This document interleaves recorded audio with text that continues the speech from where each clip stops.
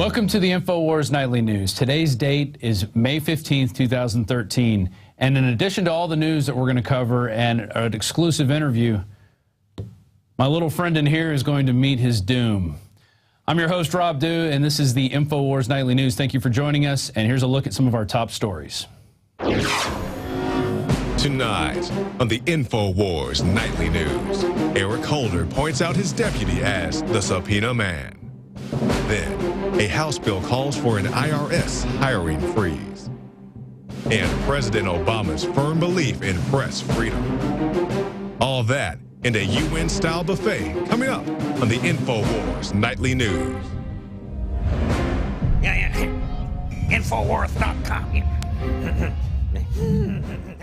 So we've got quite a show in store, including the demise of my new little friend here, all in the effort of the UN and to save global hunger. But first, our top story. House bill calls for a IRS hiring freeze. This is from Kurt Nimmo, written today. And the bill is aimed at preventing the feds from using the IRS to implement Obamacare, and this might have a chance to get through. The act may be cited as the Prevent IRS Overreach Act, prohibiting the IRS from hiring new employees to enforce Patient Protection and Affordable Care Act, which is also known as Obamacare. With recent events related to the Internal Revenue Service, I feel it's necessary that both Congress and the Department of Health and Human Services look closely at the money given to the IRS through the health care law.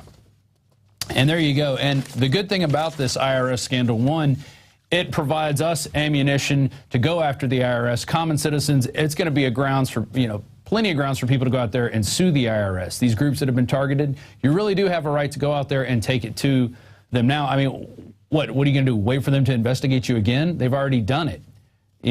All they're doing, and notice they will never go after Media Matters. Media Matters will never get asked anything about this because, they're a 501c3, but they're with the regime.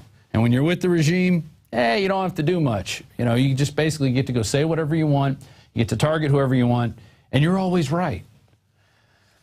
So there's that article from Kurt Nimmo. Moving on. More with this IRS scandal. Bipartisan Congressional Demand provide all communications between IRS and White House about targeting conservatives.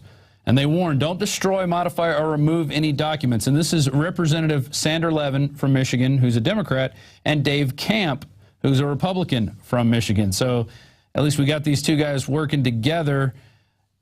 But, we'll wait and see if anything really comes out of it. And demanding that the Internal Revenue Service answer by next Tuesday 13 questions posed by the committee relating to IRS discrimination against conservative and pro-Israel groups where relevant, and provide all internal agency documents and communications substantiating the answers. The committee also warns the IRS not to destroy, modify, or remove any records. And this is what they write. In complying with this request, you shall produce all responsive records that are in your possession, custody, or control, the committee instructed the IRS. Records responsive to the request shall not be destroyed, modified, removed, transferred, or likewise made inaccessible to the committee. And specifically, Levin and Camp asked, did the IRS at any time notify the White House of targeting conservative or other groups? And they want to provide all documents of communication between the IRS and the White House in this matter. So this is a potential to even show a cover-up on that if they've already been destroying documents, removing them, changing them in any way from this committee. So now we're starting to see a congressional committee develop over this IRS scandal. So we got 3 scandals at this point that are current with the Obama administration. We have Benghazi, which happened just last year, September 11th, even though they want to say, oh, it was long ago. We should forget about it. We should forget about putting hits out on ambassadors, using security firms that we hire. Second one, this IRS deal, which is where they went after targeting Tea Party groups, conservative groups, people teaching the Constitution, anybody not in line with the socialist values of the Obama regime. And the third is this Justice Department scandal, which we'll get to in a couple stories, about them wiretapping press's phones in order to conduct investigations. And we'll get to that right now. And this is from the Mail Online. Eric Holder points finger at his deputy who secretly obtained journalist phone records as Obama is forced to say he has confidence in Attorney General. Justice Department obtained records listing incoming and outgoing calls and duration of calls for more than 20 telephone lines used by journalists. Lines include the main number used by reporters in the House of Reps press gallery and general AP numbers in Washington and New York. Attorney General Eric Holder has recused himself from the investigation into the leak to avoid the appearance of conflict of interest. And so what Holder said, he says this is a very, very serious leak. And what he was talking about is the reason they were going after these records is because there was some supposed al-Qaeda leak about a bomb plot that the press got, and they want to know who's whistleblowing in the administration. And so by going after whistleblowers and by going after the press, they really have declared a war on the First Amendment, even though they said they were going to be one of the most transparent regimes in history, which we have proved that they're as transparent as a black sheet of glass. There's a whole lot in this Mail Online article. So here, Jay Carney, the press secretary, said the president has confidence in the attorney general. So he's confident that the attorney general, who's now saying he didn't know who was involved with this, it was one of his, deputies, just like Fast and Furious. You notice how they never know what's going on in their administration? They only know what the press is saying, though, in these certain instances, but they don't know who's doing it, and they don't know how it happened, and we don't know. It was rogue agents in the IRS who were investigating people. It wasn't a policy developed by the White House, and it was a terrorist. It was a protest that blew out of proportion in Benghazi. It wasn't a calculated terrorist hit on the ambassador to cover up the fact that we were giving missiles to al-Qaeda to then actually giving them to Turkey, and they could give them to al-Qaeda, which then transferred them to Syria. Basically, al-Qaeda now has surface to air missiles to take down passenger jets at any time they want to. But hey, Obama and the White House on the AP probe says Political, Obama firm believer in press freedom. And this is, once again, Jay Carney, the, I guess the resident mouthpiece of Sauron. On the issue of what is a Department of Justice investigation, as I understand it, the president is a strong defender of the First Amendment, Carney said in his daily briefing, commenting on the news that the Justice Department conducted surveillance on some Associated Press communications. The president is also a firm believer in the need for the press to be unfettered in its ability to conduct investigative reporting and to facilitate a free flow of information. Big but. Obama also recognizes the need for the Justice Department to investigate alleged criminal activity without undue influence. And what's the criminal activity? Well, it's whistleblowing. It's people blowing the whistle in the administration. They're calling that criminal activity. Anytime somebody speaks out and goes away from the social herd of this Obama administration, they're going to be treated like criminals. See what they're doing to Bradley Manning. So there's Jay Carney. It won't be long before he succumbs to the stress of constantly lying to people every day on national television. And like what we said in Benghazi, it's finally coming out in Fox News. The headline on Mediaite, Geraldo on major deception in Benghazi. Was Mitt Romney told by CIA's David Petraeus to back off? And this is basically a video clip from Fox and Friends where Geraldo, he basically says, look, this is to cover up an arms deal where Ambassador Stevens was brokering these surface-to-air missiles to the Turks who were going to give them to the Syrian rebels. And we're finally seeing this hit the mainstream news. It's not about he said, she said, how long did they know, did they call off an attack? This is a cover-up. This is a hit on a man to cover up because he was the witness to the deal. He was the broker. And so they were basically killing off their loose end. But let's go to this London Telegraph article from September 5th, 2011, and see how it relates, and then we're going to play the Geraldo clip. Libya, al-Qaeda acquires weapons. There it is. Al-Qaeda's North African branch has acquired a stockpile of weapons in Libya, including surface-to-air missiles that are threatening air travel, says EU's counterterrorism coordinator, and the coordinator is Gilles de Kirchhoff. Due to the turmoil in Libya, members of al-Qaeda and the Islamic Maghreb have gained access to weapons, either small arms or machine guns or certain surface-to-air missiles, which are extremely dangerous because they pose a risk to flights over the territory. And now we don't know where these missiles have gone. We don't know who's got them.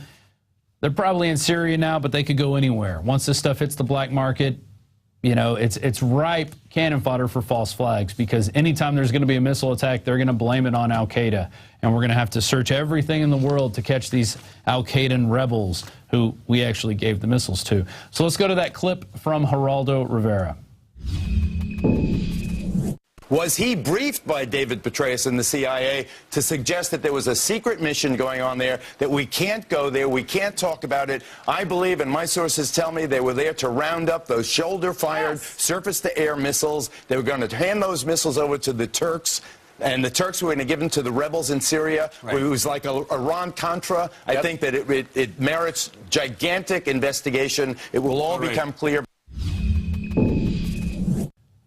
And this was the same Geraldo who back during the Afghanistan war did exposés from Fox talking about how the troops were guarding the poppy fields. So kudos to him for actually getting it out there and getting the word out. It's about time. Mainstream media, you're about 6 months behind. We were reporting on this, I think September 19th was when we first reported on this about the missiles.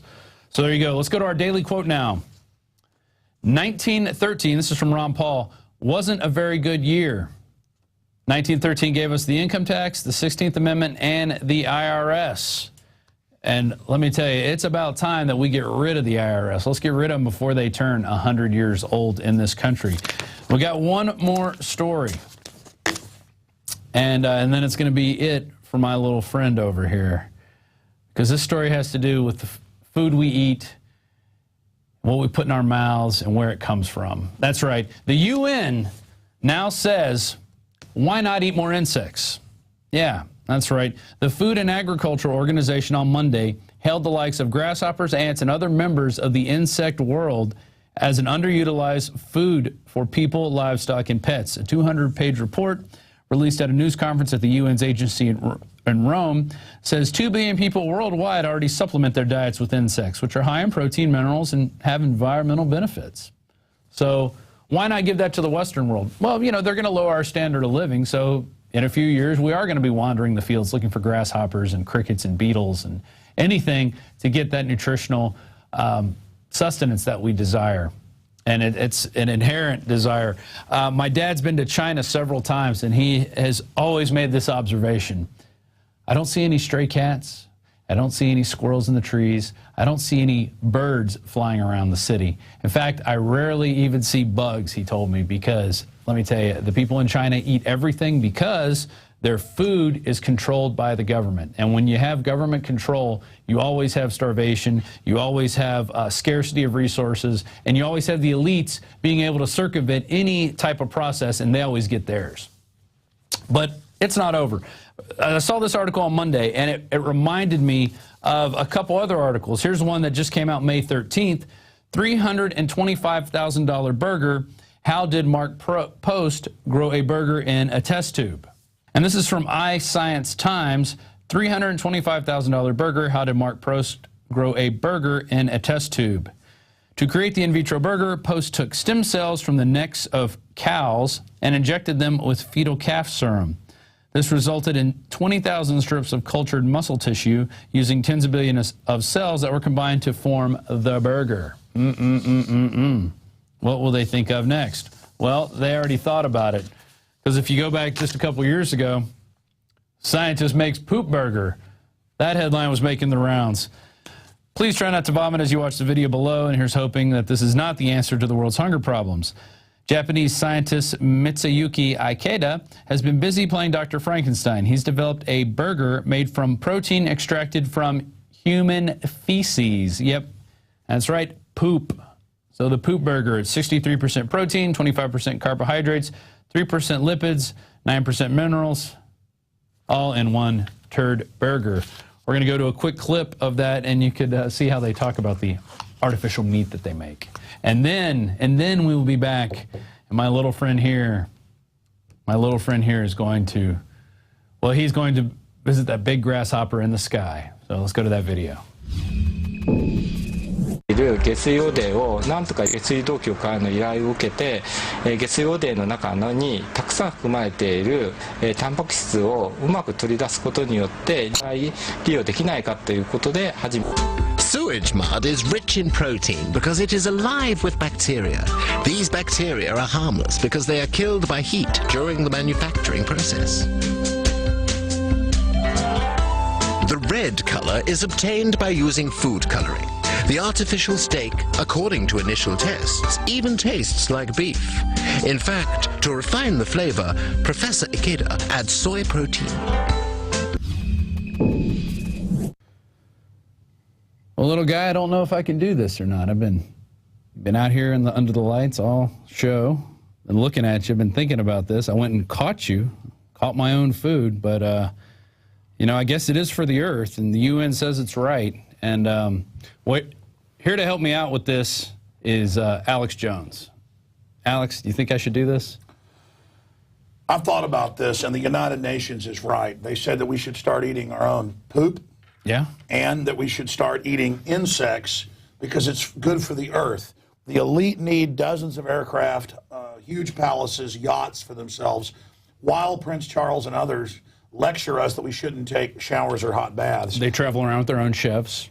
You know, they do whatever they want. Well, I mean, I think we should sacrifice our standard of living so they can live like kings. And I agree with Mayor Bloomberg. They should raise taxes to where all of us have to live in 200-square-foot tiny coffin apartments. And I just think this is the wave of the future, to dehumanize us fully. I agree with the Journal of Bioethics. We should kill children up to age 3 for the earth. I agree with Dr. Eric Pianka that 90% of the public should be killed with a bioweapon, airborne Ebola. But I mean, just to get us used to that, though, we should start by eating insects. And though it's a small one, it's a token. It's a token, and then we should challenge Prince Charles and the rest of them. Well, I thought that they're our gods. Actually, they should get all the filet mignon. Right. And then they should get all the nice organic stuff, as they do. They tell us to eat GMO, but they all stay away from it. Exactly. Monsanto won't have it in their cafeterias. Right. GMO, we have to eat bugs. And who knows, I mean, pretty soon it'll be the bugs don't grow fast enough. We have to have genetically modified bugs that grow even faster. Well, they're actually releasing genetically modified mosquitoes in the U.S. Right. That contain vaccines.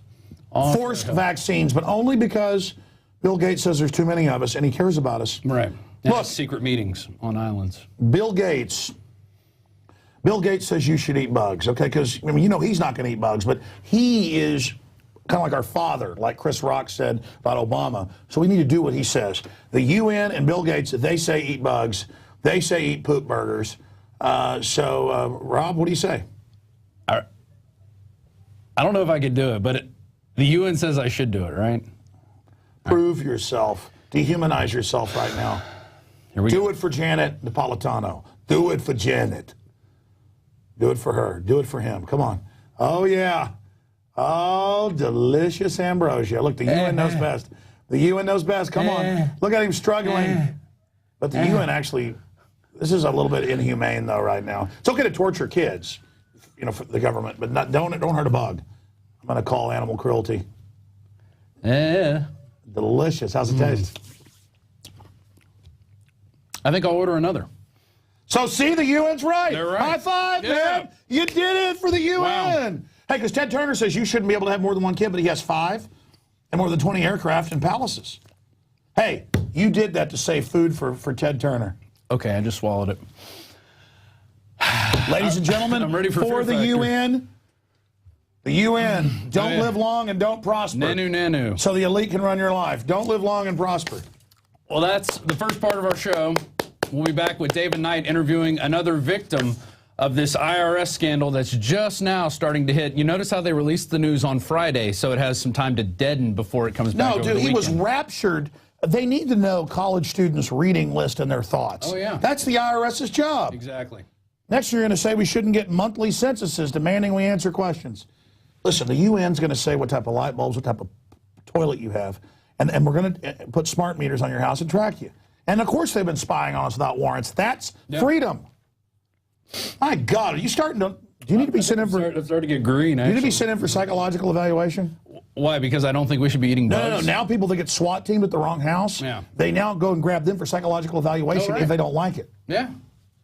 Maybe I should be. Maybe I am an extremist. I don't think we should be eating poo burgers and insects. Wait a minute. Earlier you agreed that you saluted the UN, and now you're going back on your promise. Yeah, because I just tasted it, and I don't really like what they're serving. I think that's what it is. After, it's like... But they said under Plandopolis, you're going to get meat once a year, they're going to tell you how to run your life, but they're all exempt. But they're all exempt. I mean, that's a great system. Well, it is if you're an elitist. But I guess if you're one of the people who actually work and support the system, you know. While they suppress all the new technologies that would have already taken us to the stars. Right. But see, they're supposed to get rid of us so that they can go do that. See, it's the ultimate in selfishness. Yeah. Totally ridiculous. All right, we're going to be back after this short break. We're going to play a quick trailer as well to an upcoming interview that's going to air next week, probably first on the Alex Jones radio show, and it's an interview. Hey, let's talk about that. Let's get serious about that, and forget the whole UN thing for a moment. Okay.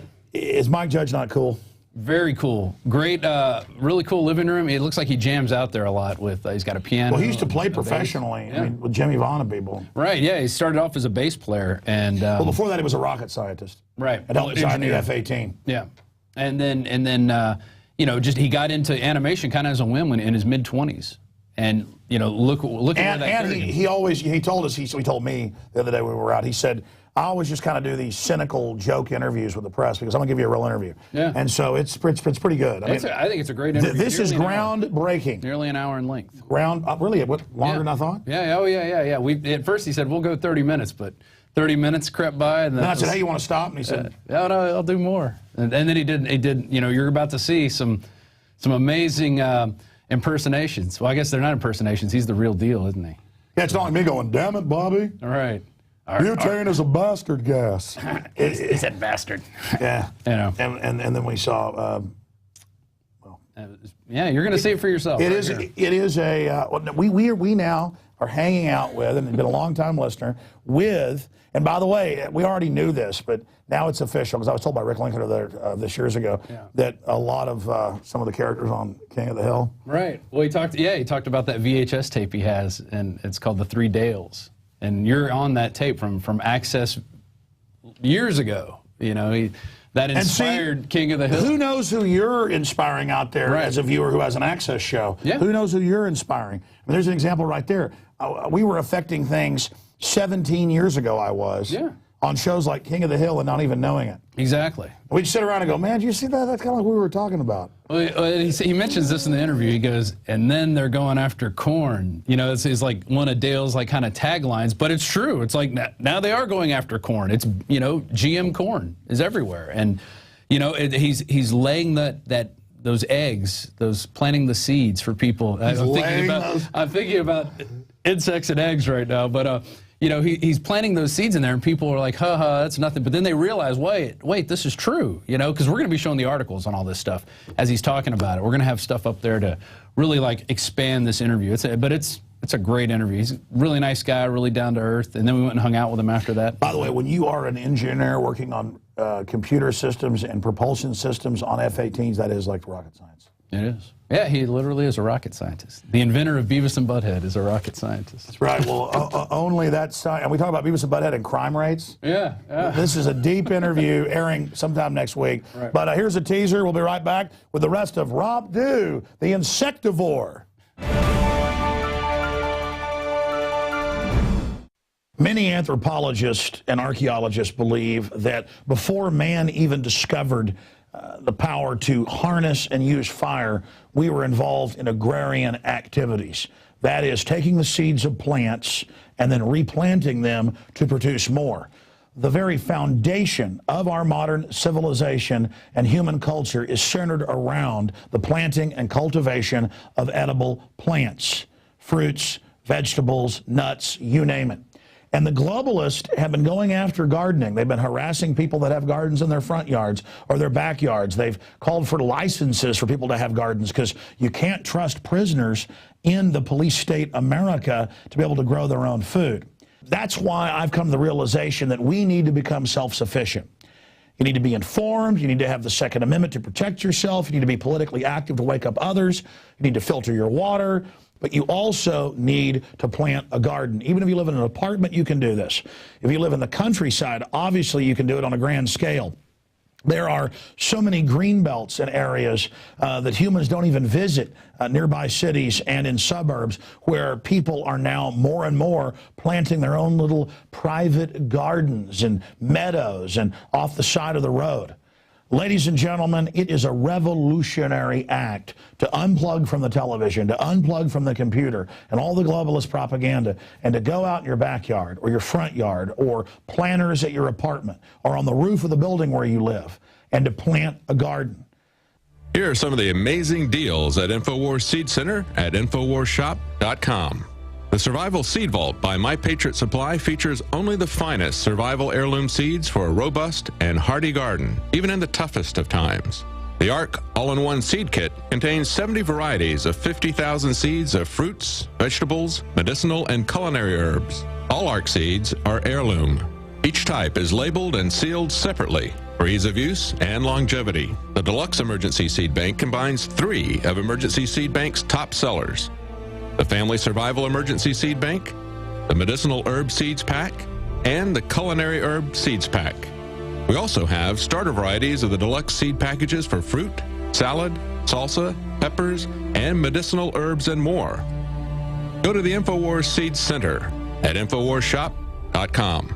A little seed can grow a huge tree that produces fruit for up to 50 years. We have the best life bombs. That's what these are.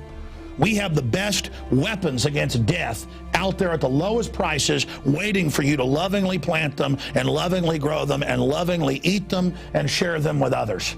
We will strike back against the New World Order, and this is only one more initiative in our fight against them. So please join us at InfowarsShop.com, or you can link through at Infowars.com at the Infowars Seed Center.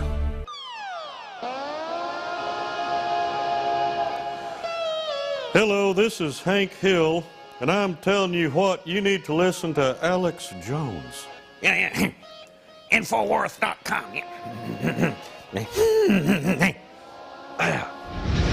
Judge, what is the secret of the universe? Infowars.com.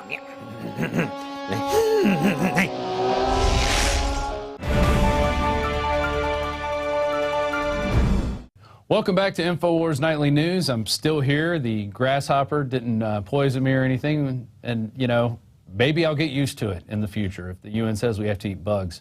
But before we go to David Knight's interview, we're about to send one of our new reporters. Go to the shot right here. This is Gigi Urnetta. There she is, and she's going to the premiere tonight of into Star Trek Into the Darkness. Into the Darkness. And we're going to try to find some intelligent life forms out there and ask them some serious questions and some funny questions.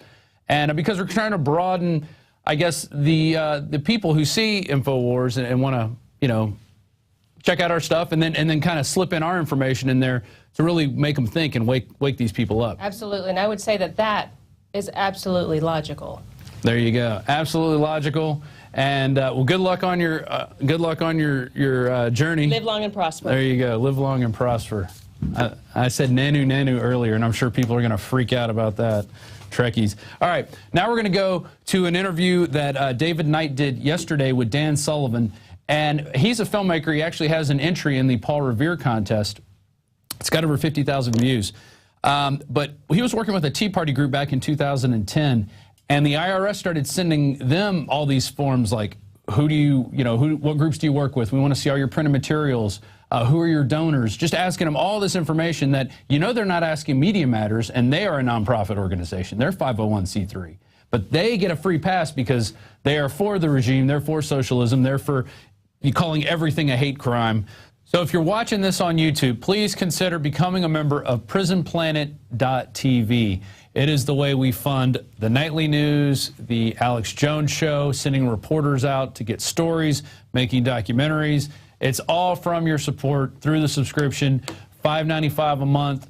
We have a 15-day free trial, and you can also share your username and password with up to 11 people. You can have 11 people at a time with one username and passcode watching the nightly news, reading the books, checking out the movies, downloading all the reports we have, and putting them up on your YouTube channel. Spread this information out. That's why we have it there. And we do appreciate your support at PrisonPlanet.tv. Now, before we go to this interview with Dan Sullivan and David Knight, Dan Sullivan is an individual who's a filmmaker. He has a film in the Paul Revere contest. It's got about 50,000 views, too. Pretty impressive. And he worked with a Tea Party group back in 2010 who got one of these IRS attack dog notifications. That was only done by some rogue agents. It wasn't done, you know, nationwide as a directive from the White House. It was only done by a couple guys up in Ohio. Just remember that. That's what they tell you. So you got to remember that. That's part of the narrative. And so before we go to that, we have a quick special report from Gigi Ernetta. And it's going to basically give you a lot of background into what's going on with this IRS scandal. And then we're going to go to the interview with David Knight and Dan Sullivan. Dan Sullivan's one of these victims speaking out against IRS tyranny. We go to that report now. I'm Gigi Ernetta with an Infowars Nightly News Alert.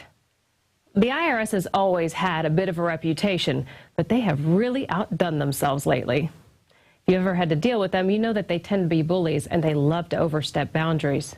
Well, not only have they recently targeted nonprofit groups that are Tea Party associated or patriots, but they've also gone after the people that are inside of the groups and their businesses, asking for a lot of information. In fact, some of these Tea Party groups have had to wait over 2 years to get correspondence from the IRS. And then when they do, they get these insane requests. Provide copies of your blog posts, all your newsletters, flyers, bulletins, and media, all your social networking information, including Facebook, all your meeting minutes. One organization, which was an educational group, handed out copies of the Constitution, among other books, and the IRS wanted them to write summaries of these books. Tom Zawitowski from the Portage County Tea Party stated they wanted us not only to give our members, but the federal ID number of every group that is part of our organization. Every American should be concerned about this agency's blatant abuse of power. Where are our rights to our privacy? This is way worse than what Nixon did. And believe me, there are people in power way up high in the echelons of the government who know exactly what happened. And these bullies are the same bullies this IRS is going to be handling your health care. Stay on Infowars.com for your latest information on the IRS scandal. And don't forget, go to prisonplanet.tv and you can share your username and password with up to 10 people. I'm Gigi Ernetta with an Infowars Nightly News Alert.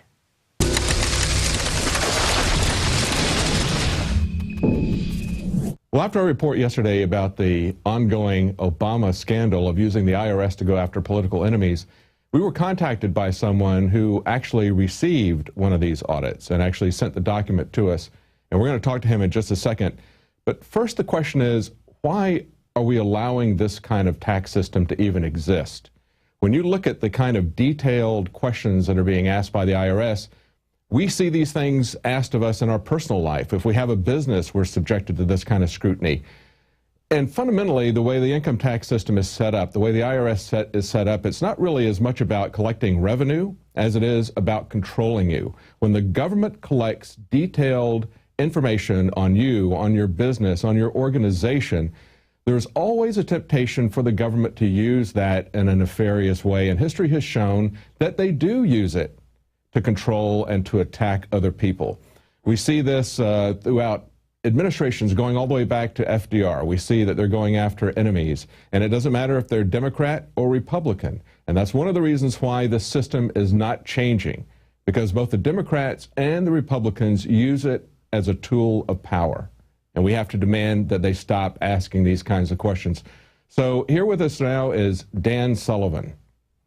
Dan, thank you for joining us. Now, you were involved in this organization. We're not going to name the organization because you're not representing them at this moment, but you were involved with them back in 2010 or sometime around that point. It's the same time that all of this was happening with all the Tea Party organizations, and it was a Tea Party type liberty group that you were involved in. Tell me a little bit about that. What when you got this this letter, how people reacted to that? Well, it was quite an intrusive letter asking quite a bit of detailed information about what was being applied for as a nonprofit organization, same as, you know, a lot of other organizations, centered around informing the public about what's going on, that type of thing from a liberty perspective. And Yeah, basically the IRS decided to start targeting those type of organizations for increased scrutiny. And what I find interesting about this is that this happened after the Citizens United bill came through after the Supreme Court decision. And after that happened, which actually relaxed rules about participation in politics and that sort of thing, at that point, because we were seeing a surge in grassroots organizations, small organizations like yours. I mean, you're not funded by the Koch brothers or anything, right? No. So, you know, small grassroots organizations, we saw springing up all over the place because some of the rules were relaxed, as I believe they should have been. And in response to that, the Obama administration and the Democrat Party perceived this surge in new grassroots groups as being in opposition largely to them. And so they started focusing on those groups and focusing on the very groups that would be opposed to them, groups that are talking about taxes, about spending, about deficits, groups that are talking about the Constitution and the Bill of Rights, even groups that are talking about making America a better place. Those are phrases that the IRS was searching for in terms of trying to find these groups, and then they sent them these detailed audits like the one that you sent us today. Well, in their detailed audits, not, you know, I don't think many people oppose an audit just to make sure you're following the law, but this is intrusive. They ask questions about, they want your membership lists, who's involved, what are they going to talk about, who pays, you know, what. In a free society where the freedom of speech is honored, an intrusive government, this IRS agency that's clearly out of control, would not be acting as if they are Soviet Union type investigators. Show me your papers. I want to know everything that you're doing. Right, because what you're looking at with, from the IRS standpoint, they're looking at making a determination. And there's if you contribute directly to a politician's political campaign, then people cannot deduct those contributions from their taxes. Correct. But if you're contributing to another kind of 501 corporation that in this case, a 501c4, yeah, right, that does not give money directly to political campaigns, but basically advocates for issues or tries to educate the public, that sort of thing, those tax deductions are deductible. So there is a limit under those kinds of rules. And again, I guess it's a question of whether or not we want to have a tax system that even needs to know those types of things, because obviously taxes could just be collected anonymously if we had some kind of a sales tax system, or many other types of systems have been proposed that would be anonymous, that the government would not have to have that kind of information from people. But they went far beyond the idea of... That's where I was going to go with that, is that not only do they go far beyond just money issues, which I don't know that I necessarily have too big of a problem with. They ask questions such as, how does your organization find members? What are the questions you ask potential members? I mean, what does that matter? Let's talk at meetings. Let's talk about that, because we've got I looked at this, and it's a little over 30 questions that they asked, and it's not just the number of questions, but some of these questions would require a great deal of work and expense to give these answers to them. And as you pointed out, they're extremely intrusive. And let me just run down some of these questions here. Number one, does your organization promote or publicize itself using any internet social media such as Facebook? If so, list all the social media outlets. Then another one here. We don't want you to merely describe the purpose of your organization. Rather, describe the activities your organization will initiate and or participate in to fulfill its purpose. And they want to know, what does the activity entail? Who conducts it? Where is it going to be conducted? When is it going to be conducted? Then you go down and you talk about membership. It says, how does your organization solicit members? How does imagine if this is a church, for example, because churches are protected under the First Amendment, just like free speech is, just like political speech is. Yeah, exactly. And this is political speech. Of all things, this is what the First Amendment was set up to do, was to protect political speech. And so they want to know how your organization solicits members. Is there a church or any organization, especially a political organization, that should be asked these types of questions? What are the questions asked of potential members? What are the selection criteria for approving people? Then it talks about the events that you're going to hold. It says, for all of the public events conducted or planned, they want to know the time, the location, the content schedule of each event. They want to identify... Why you think they might want to know that? Yeah. I'm left to infer. I can't, take many guesses other than, do they want to shut it down in the future? Do they want to You know, what do they plan on doing with that information, and how does that even pertain to ascertaining whether or not an organization should be eligible for 501 status? Absolutely. There's, as you mentioned, you know, according to the, I would say, screwed up system that we've got from a monetary standpoint, and from that simple rule as to, are you giving money to politicians for their political campaigns or not? That's really the central issue. And then they're going into all of this detailed information. And here's the other thing about the way the income tax and the IRS operates. You're always guilty, and you have to prove your innocence. You always have to. That's correct. That's right. You always have to provide the information up front. These didn't just go out to the organization that I participated in, but given recent news and information that's come to light, they've gone out to many. That's right. And you contacted a senator there, didn't you, in your area? I've contacted both of Ohio's senators, Senators Portman and Brown. Senator Portman seemed a little more interested in pursuing it than Senator Brown, but I mean, this was a year ago that these letters came out or more, and really now we're just kind of seeing it in the news. Right. How effective is either senator at really... Right.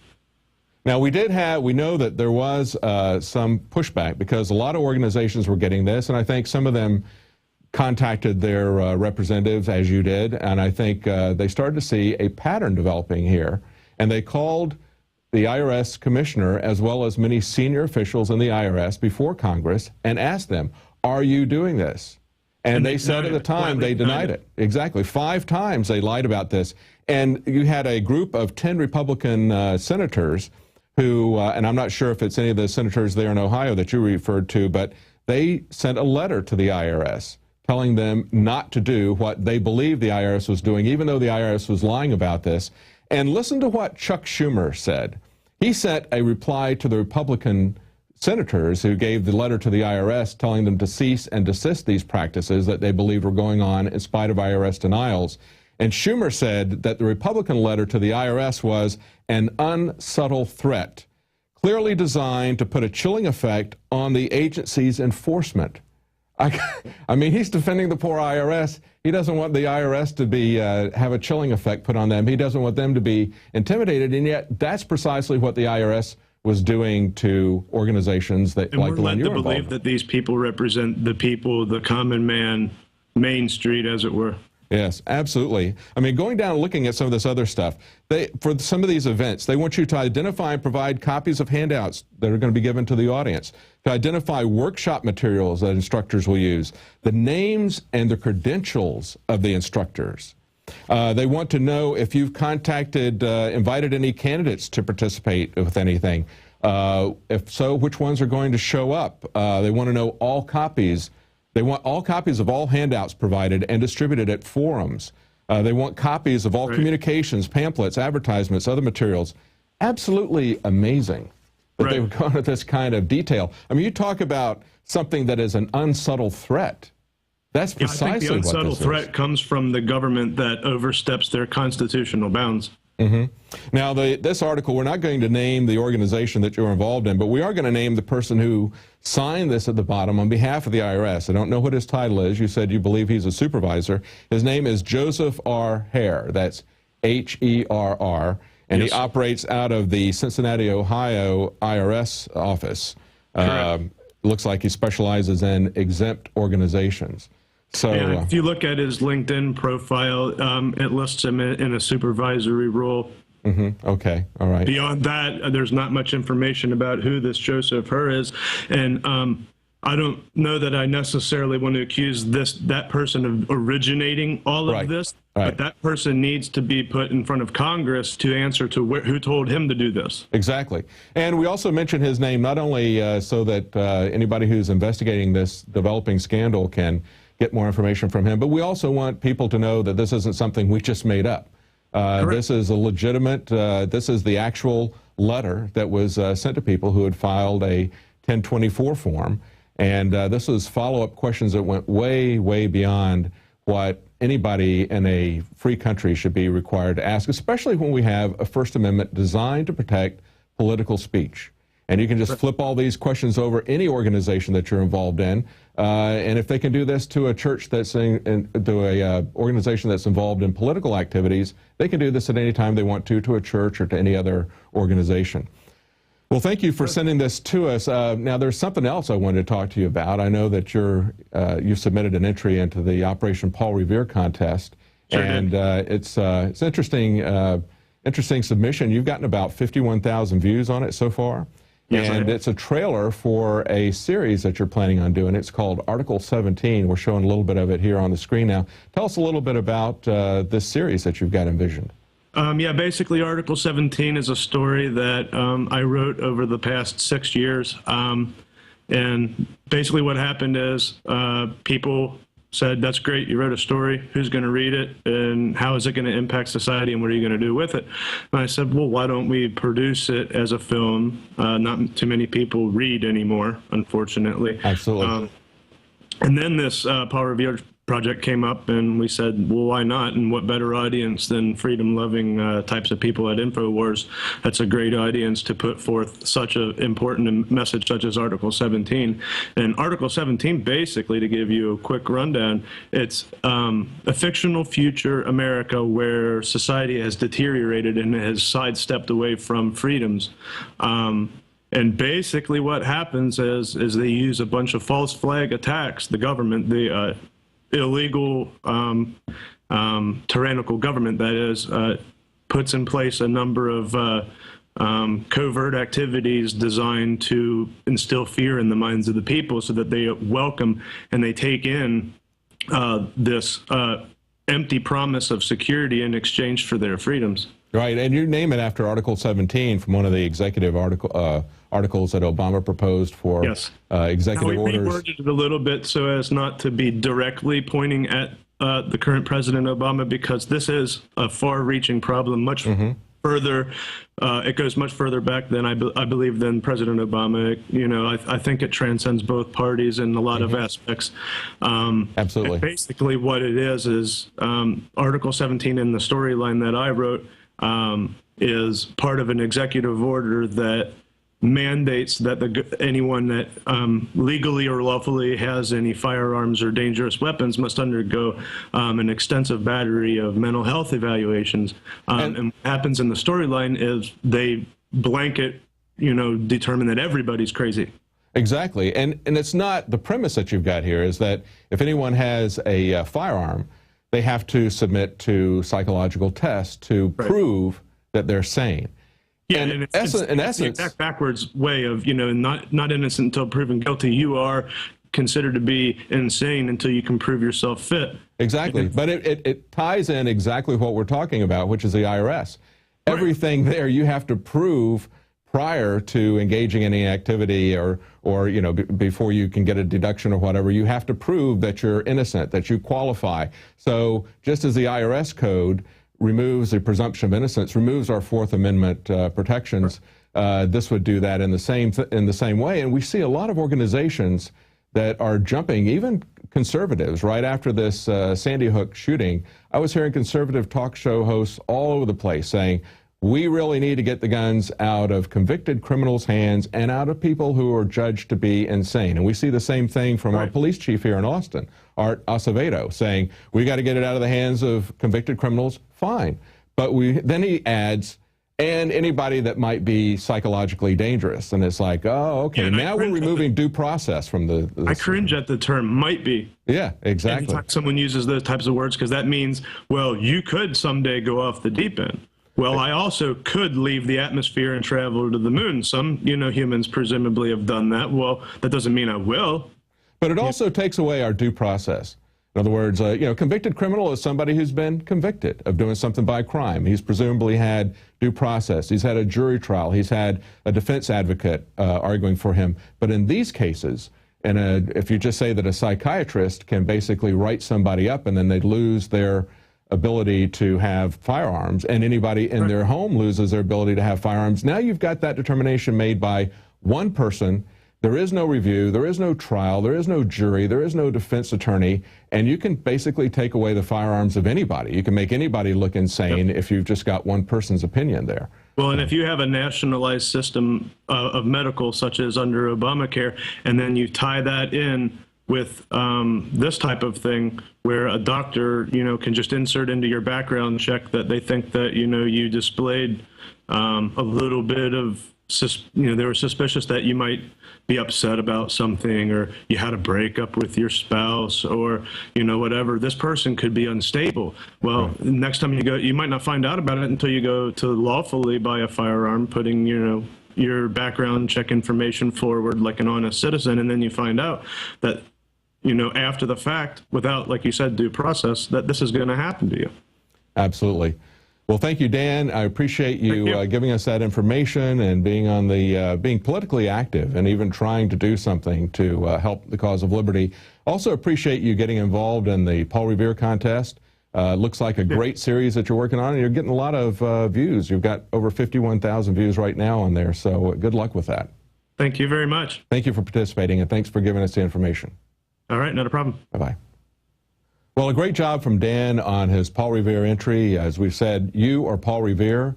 You are also the eyes and ears of the vigilance that's required for liberty. And just as we saw with his activism in Ohio, getting involved with a group that's promoting liberty and limited government and being aware of what's going on. And when the government does things that are wrong, when they persecute people who are trying to organize at a grassroots level to try to get back liberty, get back freedom, get back to the Constitution, then it's time for people to speak out and say that what their government is doing is wrong. So I appreciate Dan doing both of those things. And if you'd like to help to share the information with people, you can go to Prison Planet TV and become a subscriber if you're watching this on YouTube. One subscription will allow you to share that with 10 people simultaneously. It helps to provide for the cost of the bandwidth and the operations that we provide here. Well, that's it for tonight. We'll be back tomorrow at 7 Central, 8 p.m. Eastern.